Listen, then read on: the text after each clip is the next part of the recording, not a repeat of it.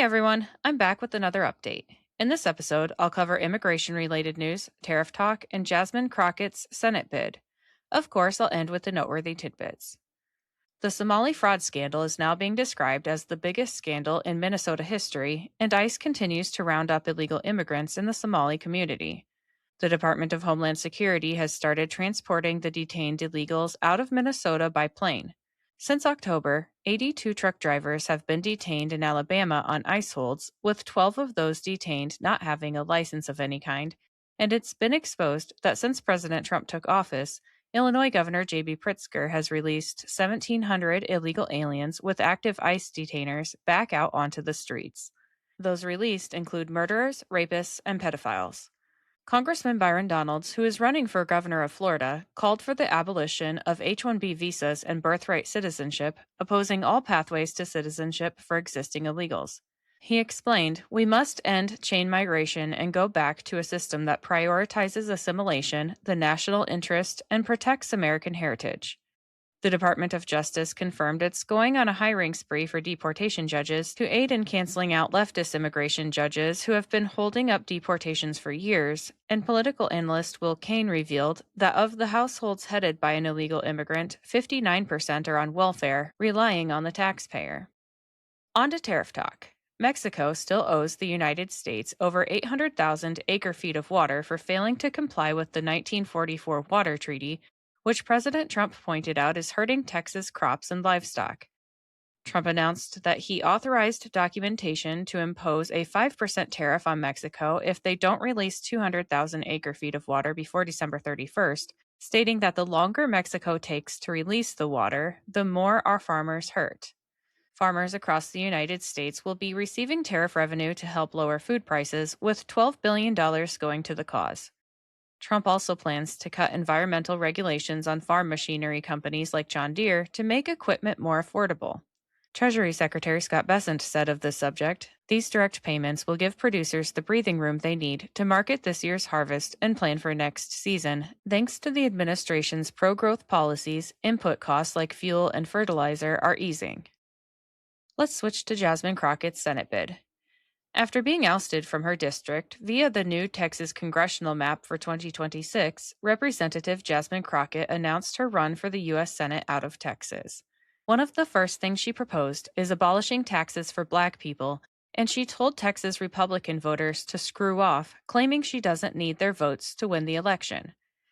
Considering Trump won Texas by 14 points, I'd say she certainly does need the Republican vote.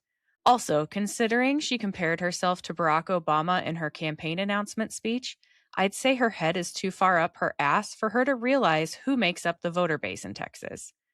Good luck, Jasmine. I'm sure you'll do great. Now it's time for the noteworthy tidbits, which are brought to you today by Big Fork Brands. Let me tell you about them quick. Sometimes I get on a roll cleaning or gardening, and I need a boost but don't have time for a meal. Big Fork Brand's pork jerky is the perfect choice to keep my momentum, offering high-protein snacks for on-the-go energy boosts. Not only do they offer pork jerky, but they also make pork sticks, bacon sausage, bacon hot dogs, and burger and hot dog sauces. Products come in a variety of delicious flavors, including Thai green curry and maple and brown sugar for the meat options, and gangster and Chicago fire for the sauces. I personally think the original flavor of the pork jerky hits just right after tackling a big chore. It's a little salty and very flavorful. My discount code gives you 20% off your entire order, and it's currently the best deal available. Just visit bigforkbrands.com and enter in my promo code JADE, that's J-A-D-E, at checkout. All right, let's get back to the tidbits. Transportation Secretary Sean Duffy is considering installing fitness equipment like pull-up bars and other health-related additions in airports nationwide to make the travel process healthier and more enjoyable. Medicaid Administrator Dr. Oz revealed widespread fraud was found in Obamacare due to Democrat leadership, with 4.4 million improper enrollments, 1.6 million of which were enrolled both in Medicaid and an Obamacare plan in 2024. Dr. Oz said they've received complaints from hundreds of thousands of Americans who didn't know they were enrolled in an Obamacare plan until they received IRS paperwork related to their tax credits. First Lady Melania took part in a Toys for Tots drive at Marine Corps Base Quantico in Virginia. U.S. Steel in Pittsburgh, Pennsylvania is increasing production, which will provide hundreds of new jobs. The EPA is spending $3 billion to identify and remove lead pipes nationwide. President Trump's approval rating is up 5 points since November, according to Harvard-Harris. The White House debunked reports that President Trump is preparing to fire DHS Secretary Kristi Noem. Alina Habba resigned as U.S. Attorney for New Jersey after her appointment was blocked, but she will return to that appointment if the Department of Justice wins in court.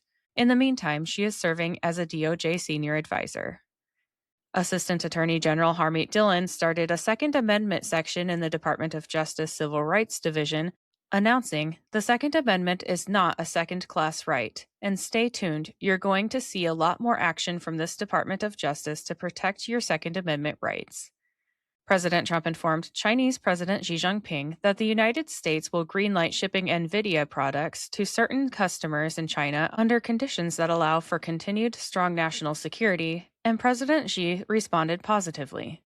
Florida Governor Ron DeSantis designated the Muslim Brotherhood and CARE as foreign terrorist organizations.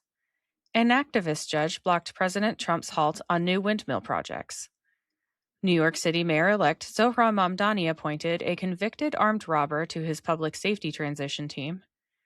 The Indiana Senate Elections Committee passed the new 2026 congressional map that would flip 2 seats from blue to red, and the Indiana Senate will vote on passing the map this week. The U.S. Senate advanced judicial nominee Robert Chamberlain to serve as a district judge for the Northern District of Mississippi. Chamberlain is currently a Mississippi Supreme Court justice. Lastly, Congresswoman Ana Paulina Luna called out House Minority Leader Hakeem Jeffries for stonewalling her congressional stock trading ban. That's all I have for today. I'll be back with another update soon. Until then, please like, subscribe, and share this podcast, and follow me on Instagram and X at Shades of Jade Pod. Thank you for listening and have a great day.